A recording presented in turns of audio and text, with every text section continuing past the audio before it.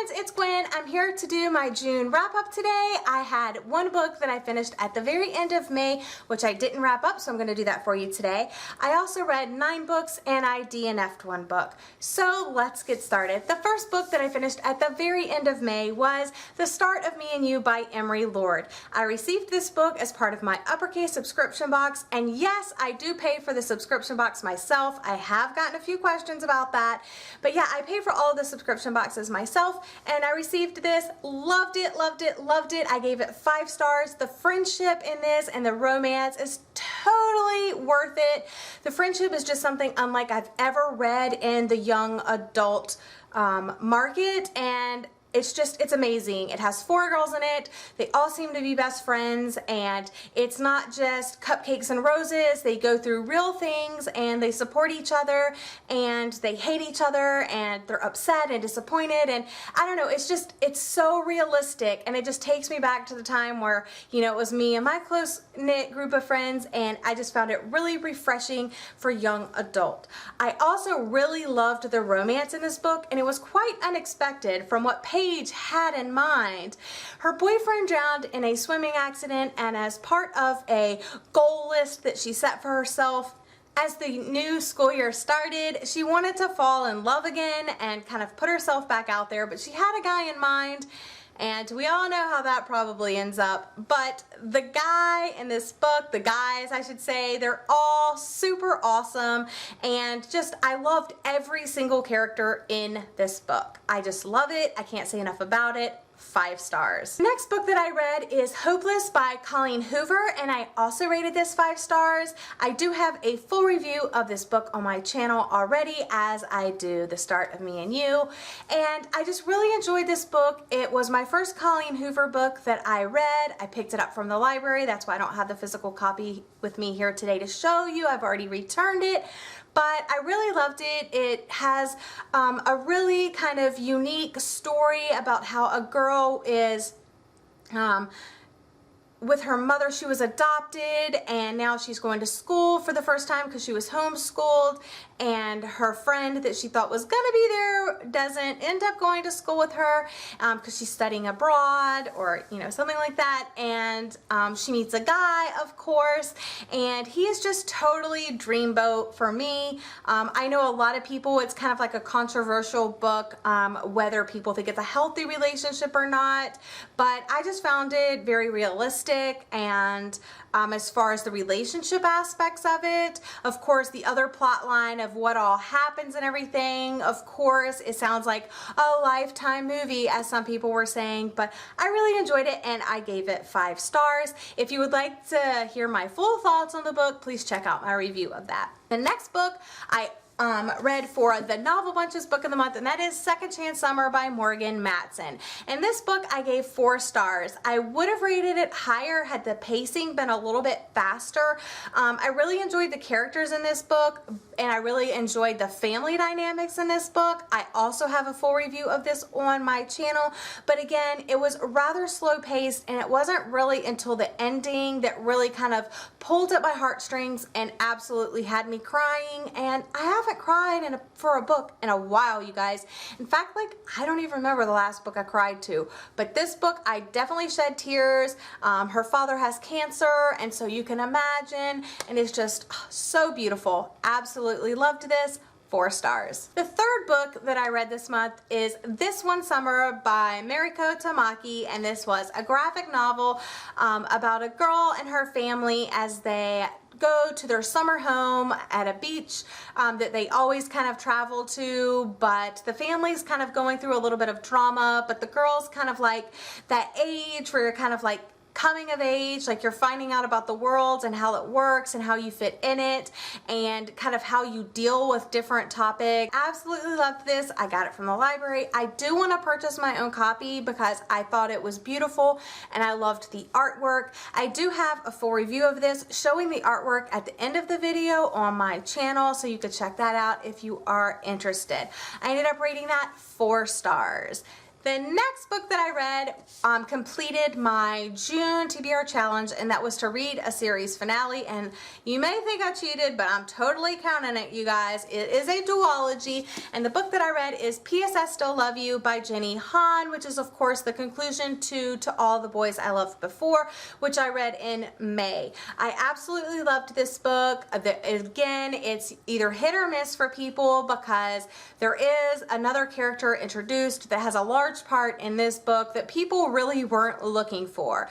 Some people thought it was a little bit more slow paced, but I thought the pacing was great. I don't think it was as fast paced as the first one was for me. And I just think that's because I kind of knew what to expect from the writing style.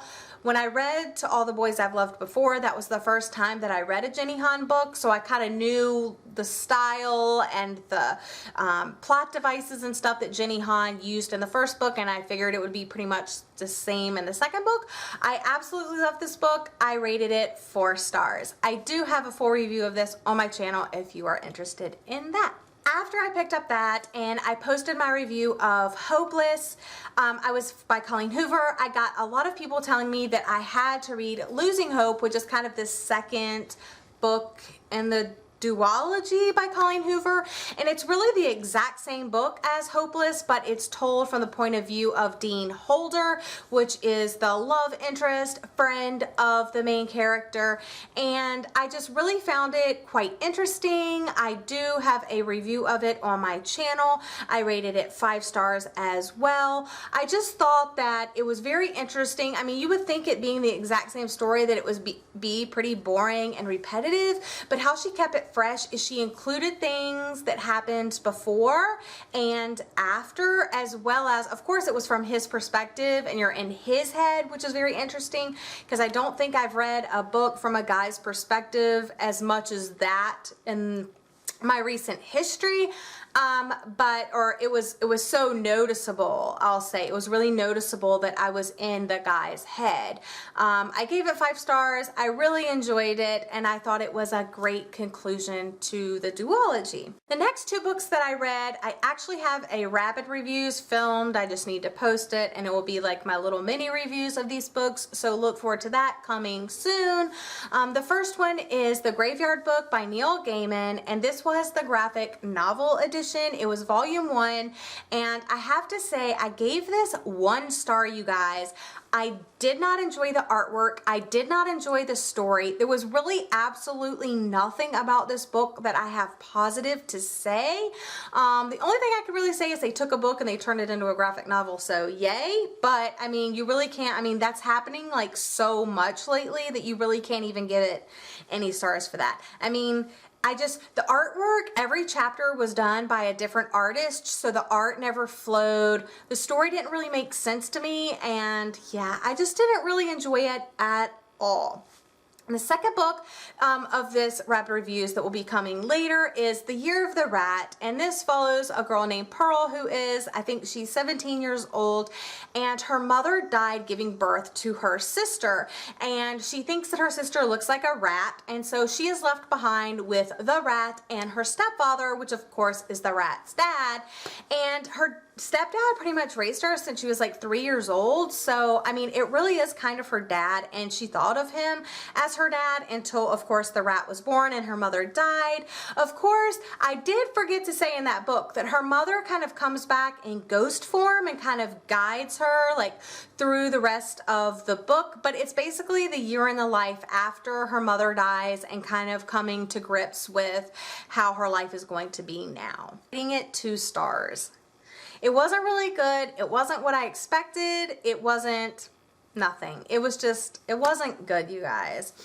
Then I was so like, I was just so frustrated after getting a 1 star and a 2 star book that I actually picked up this book that I got in the bargain section, and I actually forgot to haul it in my haul for this month, but I did pick this up at Barnes & Noble. It's Friends Like Us, a novel by Lauren Fox. I didn't like this. This is the book that I did not finish. I read up until chapter 4, which is page 37, so I read 37 pages of it. I wasn't really getting into the story. The premise sounded really cool, otherwise I wouldn't have bought it, but I haven't heard anything about this book, and now I think I know why. I don't know if I'm going to like get rid of this book actually, or if I'm just going to give it a try, like maybe I wasn't in the mood for it. But yeah, this is the book that I did not finish this month. And I don't know if I'll pick it back up. So I'm going to hold on to it for a little bit to see if it was just the mood that I was in or if it was actually the writing.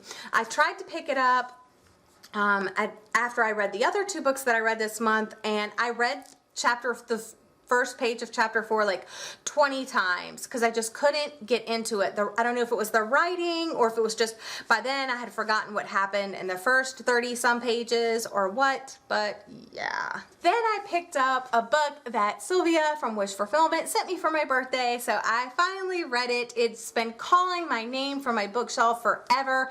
I attempted to take it with me to San Antonio a couple of months ago, back in April, and it kind of got a little damaged because suitcases suck, but I still love it and I really enjoyed it. It is it's kind of a funny story by Ned Vizzini. I think that's how you say his last name, but basically this book is about Craig Gilner, and he is depressed. So he wants to kill himself, and he thinks that is the only way out.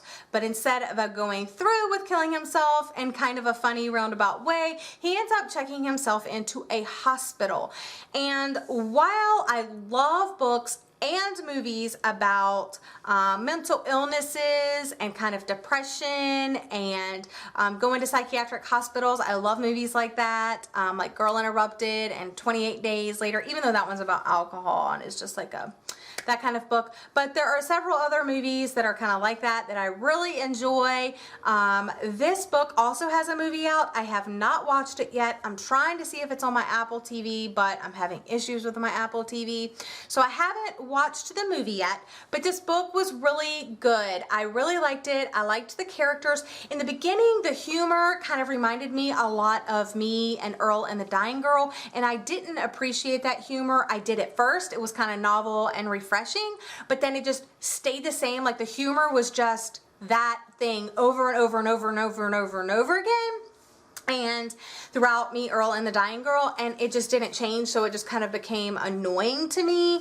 But in this, it kind of reminded me, the humor of it kind of reminded me of that a little bit.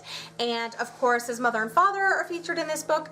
Also, his sister is in this book, so I really like the family dynamics. I've been doing really great with family books and friendship books lately. But yeah, this book was very interesting, and I wish the pace would have been a little bit faster. In the beginning, it was quite slow, but once he got to the hospital, I really enjoyed it so much more. I highly recommend that you read this. It deals with an important topic of depression, and I gave this 4 stars. The last book that I read this month, I'm super excited about because I have watched all the movies hundreds of times. I'm not kidding when I say hundreds, but it has been a book that everybody on BookTube talks about. Probably everybody that is watching this has read this book.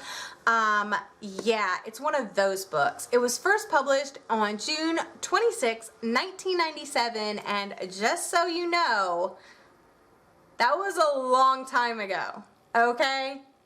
Yes. I talked about this on my Instagram. I wanted to go ahead and pick this up and read it because of its birthday. And that book is Harry Potter and the Sorcerer's Stone. You guys, I got this beautiful new copy at the bookstore, Books A Million, like I think it was around Christmas or January sometime. I don't remember when I got it, but I bought it this year because I was like, you know what? I'm gonna read the Harry Potters, and I've picked up my other ones at used bookstores and at like thrift stores and stuff, and I don't have the complete collection yet. I do have wish listed the other books. I want the trunk. That's what I really want, but I did get this brand new and I absolutely love it. It's beautiful. It's amazing. Everybody knows what this book is about. A boy who finds out he's a wizard and he goes to Hogwarts, and it has super great characters and friendship, and the family dynamics are crazy. And when I was reading it, I was like remembering the movie and the characters that played it and how great that movie was for this book. But like most movie adaptations of books, you know, there's things in the book that weren't in the movie, and I don't know why. I didn't think that that would happen, but yeah, I could see why people read this over and over and over again. I will definitely be one of those people. Absolutely loved it. 5 stars without a doubt. Some people gave it 4. I don't even see how you could give this anything less than 5 stars. It was amazing. Some people thought it lacked description. I thought the description was perfect. I thought it was magical, and I thought that, and I know that later on, you know, we get deeper into the story and we find out more, and I just thought it was really great, really magical. And I think this is a book for all readers, new readers, readers that haven't read it, readers that have read it. I can't say enough about this book. I see why so many people love it, and now I can say that I love it too. But those are the books that I read this month. I was kind of shocked when I added up my total for reading 9 books this month, as busy as I was. But yeah, let me know what books that you read this June. If you have your June wrap up already posted, go ahead and leave the link to that in the comment section so I can find it.